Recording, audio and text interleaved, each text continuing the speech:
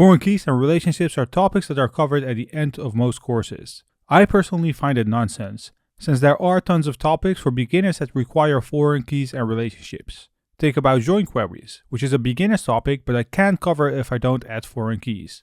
Even though it might seem weird right now, we will be covering foreign keys on a very basic level and get back to it once we have more experience in the Eloquent chapter. Most database tables have a single column that represents each row, called the primary key.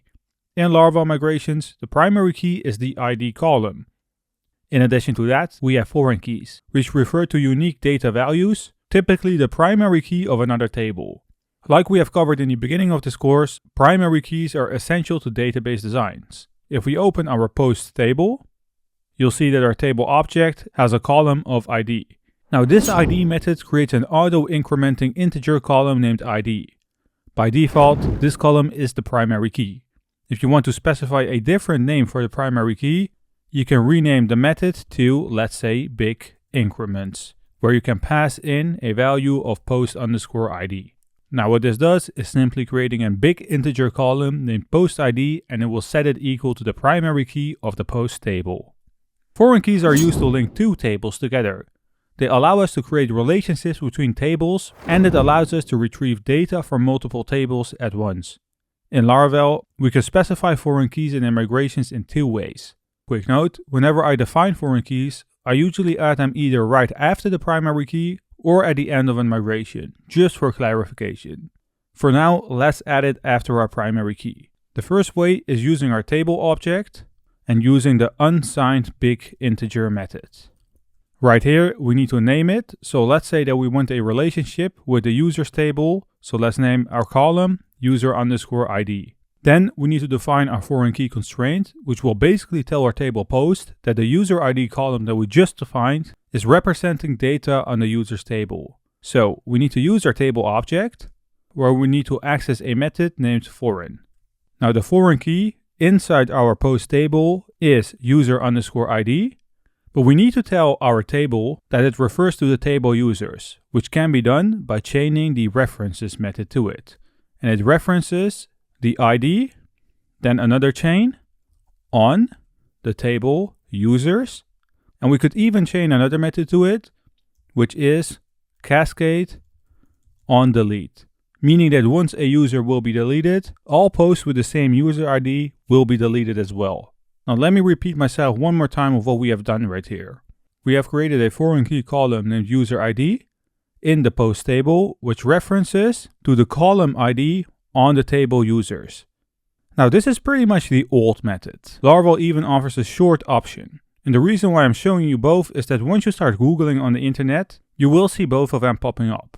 For the second method, we're going to use our table object again. But instead of using an unsigned big integer, we're going to call the foreign ID method. Behind the scenes, the foreign ID will be converted to an unsigned big integer. This isn't some kind of magical new SQL column. Then we got to define the name of our foreign ID, which will be user_ID. We need to tell our foreign ID on which table it should look, which will be through the constraint method, and it needs to look on the users table. Finally, we could also chain the cascade on delete method to it. And I can see that I made a typo right here. Excuse me, it should be constraint. All right. We then navigate back to iterm and run the php artisan migrate refresh command. All right, our newly created column should be added. Now artisan also is a pretty amazing tool where we could see information of a table. So let's perform the php artisan db table command, where we need to specify the table that we want to see, which is posts. Right at the bottom, right here, you can see that one foreign key has been defined. On the table posts, the column is user ID and it is a foreign key which references to the ID on the table users. Now we do need to tell our factory that a user ID column has been added. So let's open our post factory, where we could add a new user_ID, which is coming from the faker class, and we're going to get a random digit. If we then navigate back to iterm, run the php artisan migrate refresh command one more time. Then we need to access Tinker to create rows. where we first need to create users before we could create posts by saying user : factory, create, and let's create 5 new rows. Well, let's actually say 10, so 5 more. Alright, we could then say get me the post model, factory, create, and let's say that it needs to create 5 new posts. Now let's exit Tinker, let's navigate back to PHP Storm, open our database client, the post table, where you will see that we have created 5 new posts with a user ID. And if we then open the users table, you'll see that we have created 10 new users. Now, using primary and foreign keys have several advantages. First, they ensure data integrity. Primary keys guarantee that each row in a table is unique, while foreign keys ensure that the data in one table corresponds to data in another table. This makes it easier to maintain and query data. Second, using primary and foreign keys allows us to create relationships between tables. This makes it easy to retrieve data from multiple tables at once, without having to duplicate data.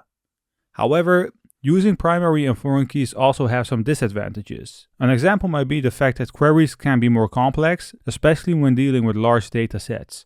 It can also slow down database performances if it is not used correctly.